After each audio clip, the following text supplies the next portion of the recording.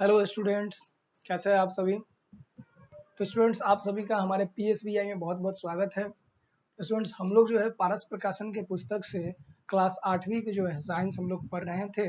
और हमारा जो पहला चैप्टर हम लोग क्लास 8 में जो हम लोग पढ़ रहे हैं उसका कुछ जो हमारा बहुत सारा क्लास जो है पीछे निकल चुका है, क्योंकि ये जो हमारा जो क्लास का इस चैप्टर जो है हमारा जो हमारा फर्स्ट चैप्टर है वो बहुत ही ज़्यादा बड़ा चैप्टर है, ठीक है। तो जिसके कारण हमें समय लग रहा है, तो कोई दिक्कत नहीं, समय लगेगा लेकिन हम लोग सभी चीज़ों को आसान से आराम से पढ़ते हुए चलेंगे, कोई हड़बड़ाने की ज़रूरत नहीं है, ठीक है। तो हमारा जो क्लास 8वीं की जो हमारा फूड प्रोडक्शन एंड मैनेजमेंट जो हम लोग चैप्टर 1 पढ़ रहे हैं, ठीक है। फूड प्रोडक्शन और मैनेजमेंट होता क्या है?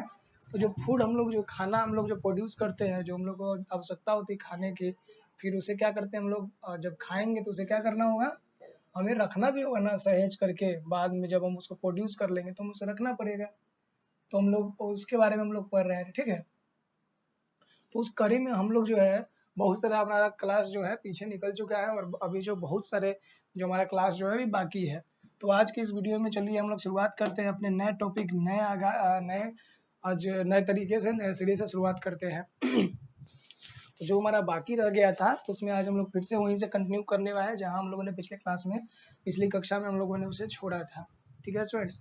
तो आइए हम लोग जो पढ़ रहे थे, हम लोग पढ़ रहे थे हमारा चैप्टर जो हमारा टॉपिक जो है 14.2 caring for a dairy animals. अब इससे पहले हम लोगों ने क्या क्या चीज़ देखा कि डेयरी होता क्या है, तो वो हमने आपको पिछले क्लास में पिछले लेक्चर वीडियो में अच्छे तरीके से बता दिया है। अगर जो स्टूडेंट्स अगर पिछले क्लास में अवेलेबल नहीं थे तो वो क्या कर सकते हैं, प्रेजेंट नहीं थे तो वो जाइए और इस वीडियो को आप क्या कर सकते हैं, इससे पहले पीछे वाला लेक्चर आप लोग देख लीजिए, उसके बाद यहाँ पे आइए जो अच्छे तरीके से आपको तब जा करके समझ में आएगा। तो चलिए हमारा आज का इस बेहतरीन से क्लास का बेहतरीन से इस टॉपिक का आगाज करते हैं और शुरुआत करते हैं हमारा ये टॉपिक, जिसका नाम है caring for a dairy animals. यानी कि जो हमारा डेयरी में जो हम लोग एनिमल्स रखते हैं। अब डेयरी होता क्या है, तो पिछला वाला वीडियो देख लीजिएगा, उसमें सारी चीज़ें समझ में आपको आ जाएंगे कि डेयरी क्या होता है। तो आइए, डेयरी एनिमल्स का, no breed of cattle can give high end of animal milk the absence of proper care. अब कह रहा है कि मतलब हम लोग इससे पहले पढ़े थे कि हाइब्रिड कुछ चीजें होती हैं। क्या होती है हाइब्रिड, किसको बोलते हैं? हाइब्रिड एक चीज होता है, ठीक है। हाइब्रिड का मतलब जो ऐसे जानवर या फिर ऐसे फसल जिसे हम लोग ज़्यादा से ज़्यादा पैदावार ले सकते हैं, जो में ज़्यादा से ज़्यादा हम अपने अनुसार से उसको बदलाव करके बनाते हैं, उसे हाइब्रिड बोलते हैं। तो कहा है कि किसी भी ब्रीड का, किसी भी नस्ल का अगर गाय होगा या फिर भैंस होगा या फिर जो जानवर होगा, वो हमें ज़्यादा से ज़्यादा मिल्क नहीं दे सकता है, ठीक है। क्यों नहीं देगा? जब उसे हम प्रॉपर तरीके से उसका केयर नहीं करेंगे तो वो भी हमें किसी भी प्रकार का, हम किसी भी ब्रीड का किसी भी नस्ल का गाय ले लें, वो हमें क्या करेगी, अच्छे दूध नहीं देगी। जब तक कि उसे हम लोग क्या करेंगे, अच्छी तरीके से देखभाल, प्रॉपर तरीके से देखभाल नहीं करेंगे, अच्छी तरीके से उसे खाना प्रोवाइड नहीं करेंगे, पानी प्रोवाइड नहीं करेंगे, शेल्टर प्रोवाइड नहीं करेंगे, ठीक है। Particular attention should be paid to be following points. अब जिसके कारण हमें इसका केयर करने के लिए हमें कुछ पॉइंट की, कुछ बातों की ध्यान रखना होगा। वो पॉइंट, वो बातें क्या क्या है, आइए हम लोग देख लेते हैं। देखिए, पहला तो हमारा क्या है, शेल्टर। शेल्टर मीन्स हम सभी को पता होना चाहिए कि शेल्टर मीन्स होता क्या है। तो शेल्टर मीन्स होता है, क्या होता है, छत होता है, ठीक है। तो cattle should be keep in a dry, well ventilated and well light covered seat. अब कह रहा है कि गाय या फिर जो भी जानवर हम लोग डेयरी में पालेंगे ना, जो भी जानवर, उस जानवर को शेल्टर की आवश्यकता होगी सबसे पहले, ठीक है। सबसे पहले किसकी आवश्यकता होगी? शेल्टर की आवश्यकता होगी। अब देखिए शेल्टर होता क्या है, शेल्टर जो होता है हमारे जो सर पे जो छत होता है ना, उसको हम लोग शेल्टर बोलते हैं, ठीक है। तो उसके सर पे छत होना चाहिए। उसके बाद वेल वेंटिलेटर मतलब हवादार जो होना चाहिए, जहाँ पे हवा अच्छी तरीके से आता जाता होगा, ठीक है। और उसके ऊपर से शेड के द्वारा कवर किया होगा। शेड होता है यानी कि जो छत होता है ना, छत, शेड उसको हम लोग बोलते हैं, ठीक है। ऊपर का जो पार्ट यहाँ पे दिखाई दे रहा है उसको शेड बोलते हैं, ठीक है। The shed should provide enough space to each animal. अब जो शेड उसका बनवाएंगे, जो शेड बनवाएंगे हम लोग, ये जो शेड बनवाएंगे तो प्रत्येक एनिमल के लिए उसमें क्या होना चाहिए, इनफ स्पेस होना चाहिए, अच्छा खासा जगह होना चाहिए जिसमें वो क्या कर सके, there must be no crowd, क्या है, overcrowding in the shed. अब उस जो शेड हम लोग बनाएंगे जानवर के लिए, उसके अंदर में ज़्यादा भीड़ भाड़ नहीं होना चाहिए, ठीक है। ऐसा इतना होना चाहिए स्पेस कि जो जानवर क्या कर सके, टहल सकता है, और जो उसको क्या हो, कॉन्स्टिपेशन फील ना हो, कि मतलब कि जो उसका क्या होगा कि हम क्या है कहीं पे बंधे हुए हैं, कहीं पैक किए हुए हैं। उसके लिए प्रॉपर जगह होना चाहिए, हवा अच्छी तरीके से आना रहना चाहिए। तो ये सब चीज़ें आवश्यक होगी, ठीक है। The floor should be gently sloping and laid with the shallow channels running throughout its length. This will be allowed to urine of the animal to flow out. A layer of dried grasses should be spread out around each animal. अब कहा है कि जो इसका जो floor होगा ना, इसका फ्लोर, इसका जो नीचे वाला जो फ्लोर होता है, ये फ्लोर होता है ना फ्लोर। तो फ्लोर क्या होना चाहिए, स्लोप होना चाहिए। स्लोप मतलब ढलान जैसा होना चाहिए, नीचे की तो है ना स्लोप, जैसे इस टाइप का स्लोप होना चाहिए। जब क्या करे ये गाय या जो भी हमारे जानवर है, जो कैटल है, वो क्या करेगा, यूरिन करेगा, यानी कि यूरिन मिस होता है जब मूत्र को विसर्जित करेगा, तो वो जो उनका यूरिन होगा वो स्लोप के द्वारा क्या होगा, वो जल्दी से बाहर आ जाए, उनके सेट से बाहर आ जाए, और प्रॉपर तरीके से जो उसके लिए चैनल बनाया रहेगा, जो नाला होता है उसमें चला जाए और बाहर चला जाए। जिससे क्या होगा कि जहाँ पे हम जानवर को रखेंगे ना, वो क्या होगा, वो प्लेस ड्राई होगा, वो जगह सूखा होगा, ठीक है। उसके बाद बोला गया है गया है कि a layer of dried grass should be spread out around each animal। और प्रत्येक जो जानवर होगा, इसमें आप लोग देख रहे हैं 1 जानवर, 2 जानवर, 3 जानवर, 4, 5, तो ये प्रत्येक जो जानवर होगा ना, इसके चारों तरफ सूखा घास को हम लोग क्या करेंगे, फैलाया हुआ होना चाहिए। क्योंकि गाय को जो है सूखा घास में या फिर सूखा चीजों पे बैठना अच्छा लगता है, या फिर जो हमारा जानवर होता है कैटल, उसके आसपास सूखा घास को हमको छिड़काव करना होगा या फिर छीट देना होगा, जिससे उसको बैठने में आसानी होगा, ठीक है। The cattle sheds should be cleaned every day and the Dang removed regularly. अब जो कैटल होगा उसका जो शेड होगा ना, उसको हम लोग को क्या करना होगा, डेली क्लीन करना होगा। और जो गोबर करेगी, जो हमारा जानवर या जो गाय भैंस होती है, वो क्या करेगी, डंग मीन्स क्या होता है, गोबर करेगी, उस गोबर को रेगुलरली हमको रेगुलरली क्या करना होगा, साफ करते रहना होगा, तब जाके हम इसका क्या करेंगे, एनिमल का केयर कर पाएंगे। The calves should be housed separately in the special enclosure for a proper care. अब ये सब बातें जो है हमें क्या करनी होगी, ये सब बातों का ध्यान रखना होगा। तो पहला कितना है, शेल्टर के बारे में, यानी कि जहाँ पे हम लोग जानवर को रखेंगे, जिस शेल्टर में रखेंगे, तो वो क्या होना चाहिए, इसमें क्या क्या चीजें देखें। तो वो जो शेल्टर होगा, वो शेल्टर होगा कैसा होना चाहिए, वेल वेंटिलेटेड होना चाहिए, वेल वेंटिलेटेड होना चाहिए। दूसरा क्या होना चाहिए, वो उसका जो फ्लोर होगा, floor should be sloppy. Floor कैसा होना चाहिए, स्लोप के जैसा होना चाहिए। और क्या होना चाहिए, फ्लोर स्लोप के जैसा होना चाहिए। और क्या होना चाहिए, उसके बाद स्लोप हो जाएगा, उसके बाद जो फ्लोर होगा ना, इसका होना चाहिए, इसके जो हमारा एनिमल होगा उसके आसपास ड्राई घास को क्या होना चाहिए, छीटा होना चाहिए, ठीक है। तो ये सभी चीजें हमें करना होगा शेल्टर वाले रीजन में, शेल्टर वाले क्षेत्र में, ठीक है, जो शेल्टर हम बनाएंगे।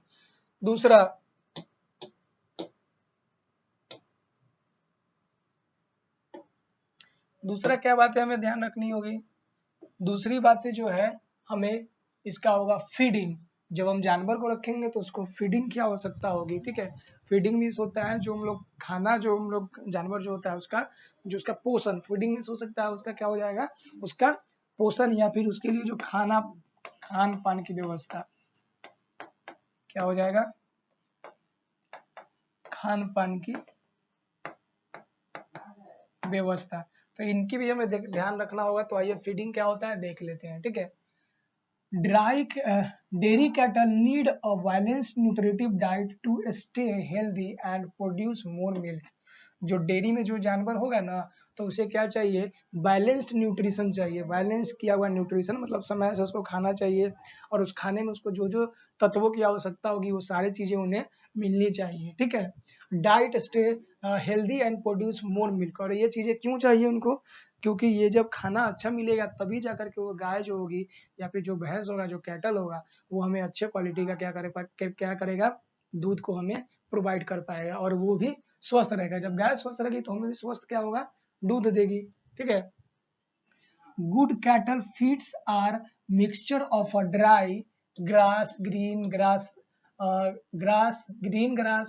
clover, a small green plant, rich in a protein, straw, grain, flour, cereal grains, and oil cake. ठीक है, अब जो है देखिए जानवर को ये सब चीजें क्या होगा देना पड़ेगा, क्या क्या चीजें देना पड़ेगा खाने में, कि तो खाना में क्या क्या चीजें हमको मिक्स करके देना पड़ेगा, हम सभी को देना होगा, उसे घास देना होगा, हरा घास देना होगा। ठीक है, अब उसे प्रोटीन वाला घास देना होगा कि वैसे घास जिसमें उसे प्रोटीन भी मिल सके। ठीक है, फिर हमें क्या देना होगा, अनाज देना होगा, आटा देना होगा, फिर हमें अनाज वाले जो भी होते हैं मतलब तेल देना होगा, तेल का जो केक आता है, जो हम लोग जब देखिए जैसे हम लोगों ने क्या किया, आलमंड मीन्स क्या होता है, आलमंड मीन्स बादाम, तो जो बादाम होगा उसका जब हम तेल निकाल लेते हैं तो उसका जो भी वेस्ट मटेरियल बचेगा ना, तो वो एक केक के रूप में मतलब एक ऐसा राउंड शेप का बन जाता है। तो ये सब चीजें तेल का ऑयल केक हमें क्या करना होगा, जानवर को हमारे फीडिंग में ये सब चीजें सम्मिलित करना होगा, जिससे हमें जानवर क्या होगा, हमारा स्वस्थ रहेगा। और जब हमारा कैटल स्वस्थ रहेगा तो हमें क्या देगा, वो अच्छी मात्रा में हमें दूध प्रोवाइड करेगा। ठीक है, आगे चलते हैं हम लोग। Some salt is also given to the cattle as a part of their diet, और कुछ नमक भी जो होता है उनके खाने में, डाइट में क्या होता है, जानवर के डाइट में हमें कुछ नमक भी क्या करना होता है, देना होता है, जो उसको डाइट में हमें शामिल करना होगा। ठीक है, the cattle should be given enough food at a proper time, usually in the morning and the evening। अब जो हमारा कैटल होगा इसे प्रॉपर टाइम में, एक टाइम बना देना होगा, उस टाइम में इसे क्या करना होगा, हमें भोजन प्रोवाइड करना होगा। और ये टाइमिंग क्या होगा, सुबह और शाम दोनों टाइम हमें क्या करना होगा, कैटल को भोजन उपलब्ध कराना होगा और उसे देना होगा। After the morning feed the cattle are milked और मेड टू वर्क। जब हम सुबह में उसको खाना दे देंगे तो खाना देने के बाद उससे हम लोग दूध निकाल लेंगे और उसे और भी जो भी काम करवाना होगा काम करवा लेंगे। ठीक है, milk cattle are then the let loose in a pasture to the feed on a grass until the evening feed cereals help to clips grow quickly। अब देखिए जब हम जानवर को क्या करेंगे, सुबह में जब उसे हम लोग घास खिला देंगे, सुबह में क्या करेंगे, घास खिला देंगे, तो हमें जरूरत है कि शाम में उसे कुछ अनाज वाले चीज, जिसे हम लोग दाना भी बोलते हैं, क्या बोलते हैं, दाना, जिसे कुछ अनाज शामिल करके हमें उसे फीडिंग करना चाहिए हमको शाम में। ठीक है, तब जाकर उसे क्या होगा, प्रॉपर तरीके से डाइट मिल पाएगा और वो हेल्दी भी रहेगा। ठीक है, cattle should be provided clean drinking water in a clean throws the throws should be thoroughly cleaned every now and then। अब देखिए हमें जानवर जो हम लोग रखेंगे तो उस जानवर को क्या करना होगा, जो जानवर होगा तो उसे हम लोग क्या करना होगा, क्लीन ड्रिंकिंग वाटर देना होगा, यानी कि साफ और शुद्ध पानी भी उसे हमें क्या करना होगा, प्रोवाइड कराना होगा। और जिस भी चीज में हम उसे पानी क्या करेंगे, देंगे, वो चीज भी क्या होना चाहिए, वो जो भी मतलब हम लोग नादी बोलते हैं गांव में, या फिर जो ड्राम वगैरह होता है जिसमें उसे खाना या पानी देंगे, उसको भी प्रॉपरली समय समय पे साफ करते रहना चाहिए और समय से हमको उसको साफ करना होगा। ठीक है, अब यहाँ पे देखिए जो ऑयल केक के बारे में बताया कि ऑयल केक होता है, क्या होता है, तो oil cake is the solid residue of the crust seed of oil, क्या है, bearing crop such as mustard, क्या है, लिनसीड एक्सेट्रा। तो ये क्या होता है, मस्टर्ड हो गया, लिनसीड हो गया। मस्टर्ड मीन्स क्या होता है, सरसों, क्या होता है, सरसों। ठीक है, तो जब हम सरसों का तेल निकालते हैं ना, तो तेल निकालने के बाद इसका कुछ हार्ड सब्सटेंस जो होता है वो बच जाता है, जिसे हम लोग कैटल को क्या करा सकते हैं, फीडिंग मतलब भोजन में उसे हम लोग गाय को दे सकते हैं। ठीक है, या फिर भैंस वगैरह जो भी होगा उसे दे सकते हैं। ठीक है, तो हमें क्या करना होगा, पहला तो हमें जानवर का क्या ध्यान, अगर ध्यान रखना हो तो उसमें 2 पॉइंट पहले क्या ध्यान रखना होगा, पहला उसे प्रॉपर शेल्टर देना होगा, शेल्टर। दूसरा क्या हो जाएगा, प्रॉपर फीडिंग उसको देना होगा।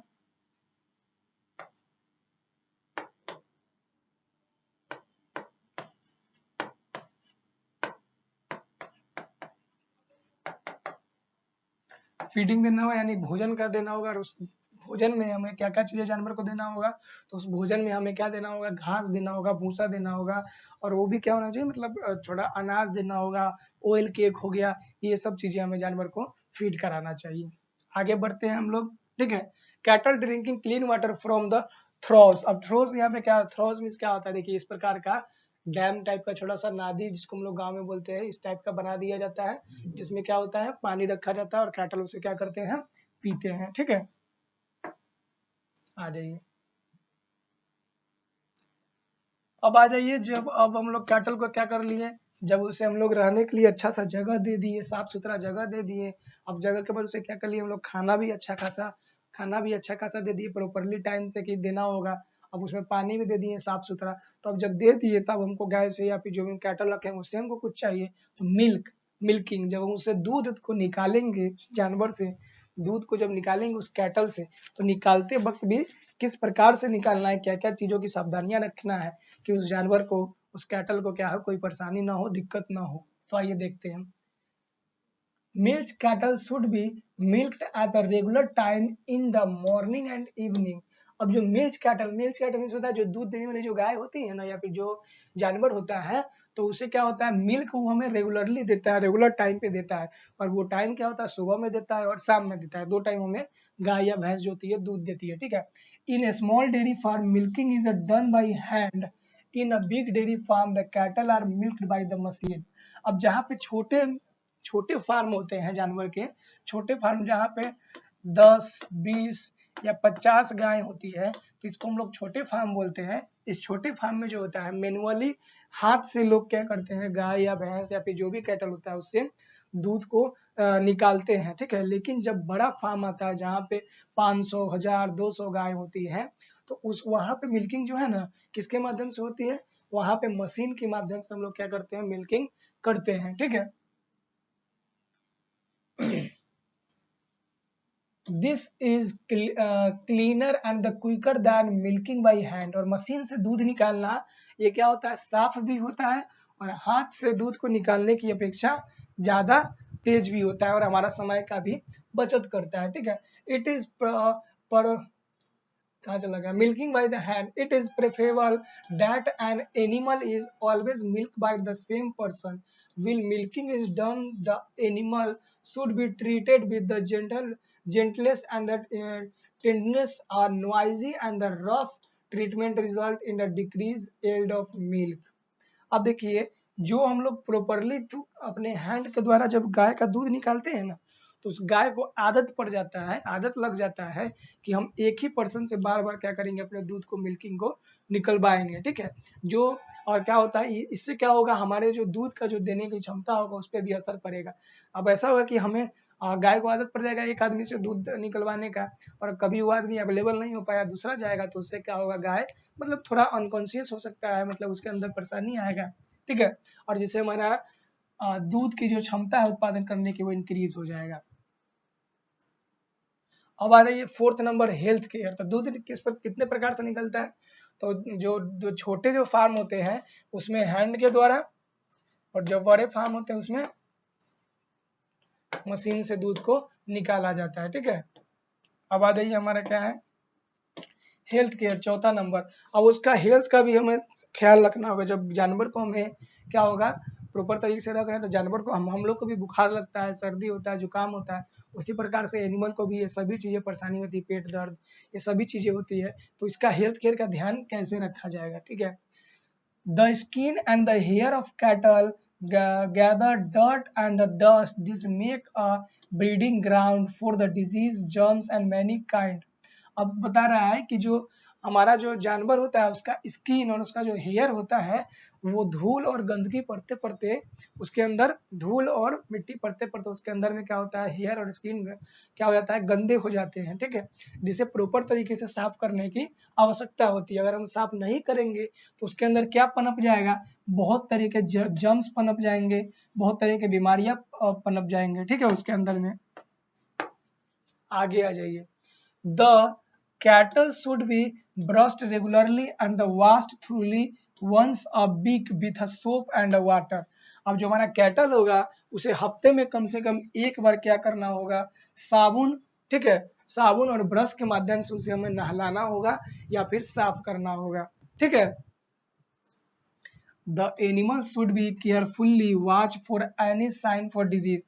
और हमें जानवर को हमेशा केयरफुली देखते रहना होगा कि उसके अंदर में कोई डिजीज, कोई बीमारी का लक्षण तो नहीं पनप रहा है। अगर थोड़ा सा भी दिखेगा कि नॉर्मल डे की अपेक्षा वो थोड़ा चुस्त है, सुस्त है, थोड़ा उसके अंदर कुछ परेशानी है, तो इसका तुरंत उसे क्या करना होगा, वेटरनरी डॉक्टर से दिखलाना होगा, ठीक है। An animal which has contracted a disease look dull and tired. अब जिस एनिमल के अंदर, जिस जानवर के अंदर हमें डिजीज होगा, कुछ बीमारी होगा, कुछ परेशानी होगा, वो क्या होगा, कुछ डल दिखाई देगा और थका थका सा दिखाई देगा, ठीक है। तो इससे हम पहचानेंगे तो इस जानवर में क्या है, कुछ डिजीज के लक्षण है। और उसके लिए हमको डिजीज के बारे में कौन बताएगा, तो डॉक्टर बताएगा जानवर का। It move slowly and does not eat properly. जब जानवर के अंदर कुछ बीमारी होगा तो वो कैसा होगा, डल दिखाई देगा, टायर्ड होगा, थका हुआ दिखाई देगा, ठीक है। और जब वो एक जगह से दूसरे जगह स्लोली मूव करेगा और वो खाना को प्रॉपरली, अच्छे तरीके से खाना को नहीं खाएगा। In some disease the animal cause or sneeze and the passes fuel smelling loose or very hard stools। अब देखिए अब क्या होगा, ये भी लक्षण होगा। और क्या लक्षण होगा, जब जानवर में कुछ डिजीज होंगे तो जानवर क्या करेगा, स्नीज, छींकेगा, उसके अंदर कफ यानी सर्दी हो जाएगा, छींकेगा। और क्या करेगा, फोल स्मेलिंग, स्मेल करेगा, उसका जो लूज और वेरी हार्ड स्टूल्स, उसका जो क्या होगा, स्टूल जो होगा वो कभी लूज होगा और कभी हार्ड होगा। तो इससे हम पता कर सकते हैं कि जानवर के अंदर क्या है, कुछ दिक्कत है, कुछ परेशानियां हैं, ठीक है। Many disease cattle are caused by infection with the bacteria और वायरस। अब इसमें से भी ज्यादातर जो डिजीज है ना जानवर के अंदर में, वो आता है बैक्टीरिया यानी कि जीवाणु के कारण, और वायरस यानी कि विषाणु के कारण। जानवर में ज्यादातर बीमारियां जो होती है जीवाणु और विषाणु के कारण आता है। The much dreaded disease called क्या है, एंथ्रेक्स। अब जानवर में होने वाला ज्यादातर मुख्यतः जो रोग है, एक रोग का नाम, जिसका नाम क्या है, जिस रोग का नाम है एंथ्रेक्स। क्या नाम है, एंथ्रेक्स। तो एंथ्रेक्स जो है ना 4 पैर वाले जानवर में होता है। एंथ्रेक्स किस में होता है, जो 4 पैर वाले जानवर, जिसको हम लोग चौपाई भी बोल सकते हैं, उसमें होता है, ठीक है। Is caused by bacterium anthrax. तो ये जो बीमारी एंथ्रेक्स जो है ना, एक बैक्टीरिया होता है जिसका नाम है बैक्टीरियम एंथ्रेक्स, उसके द्वारा होता है। It is easily spread and it fatal. The foot and the mouth disease is caused by the virus. अब जानवर में एक होता है फुट एंड माउथ रोग, जिसको हिंदी में हम लोग बोलते हैं खुर और मुख और खुर रोग, मुख खुर रोग, जिसमें क्या होता है, उसका जो फुट एंड माउथ रोग बोलते हैं, ये जो होता है किसके कारण होता है, वायरस यानी कि विषाणु के कारण होता है, ठीक है। The infected animal develop blister on its mouth and the feet. और उसके जो, इससे जो जानवर इन्फेक्टेड होगा ना, उसके अंदर में छोटे छोटे कीड़े उनके पैर में और मुंह में उत्पन्न हो जाते हैं, ठीक है। It drips saliva from its mouth, develop high body temperature and the sewers. अब कह रहा है कि जिस जानवर में ये जो फुट एंड माउथ रोग होगा, ठीक है, वो जानवर क्या करेगा, अपने जीभ से रेगुलर सलाइवा को गिराएगा, यानी लार जो होगा उसके मुंह से हमेशा टपकते रहेगा, ठीक है। और डेवलप, उसका बॉडी का टेम्परेचर जो होगा हाई हो जाएगा और उसका सीवर्स होगा, ठीक है। तो ये सब चीजें कर पाएंगे जानवर में, हमें ये सब लक्षण दिखेंगे तो हमें पता लग जाना चाहिए कि क्या हो जाएगा, वो बीमारियां उनके अंदर आ चुके हैं, ठीक है। Control of disease. अब इन जब जानवर के अंदर में बीमारियां हो जाएंगी तो उसे कंट्रोल हम लोग कैसे करेंगे, तो कंट्रोलिंग के बारे में स्टूडेंट्स हम लोग मिलते हैं और अगले क्लास में हम लोग पढ़ेंगे, ठीक है। यहाँ से कि ये जो डिजीज जानवर में हो जाएंगे, इस डिजीज को कैसे कंट्रोल किया जाएगा। तब तक के लिए धन्यवाद। अगर वीडियो आपको अच्छा लगा हो तो लाइक कर दीजिएगा, शेयर कर दीजिएगा, चैनल को सब्सक्राइब भी कर दीजिएगा। और कोई डाउट, कहीं पे समझने में दिक्कत हो तो आप उसको कमेंट में लिख सकते हैं। मिलते हैं नए वीडियो में।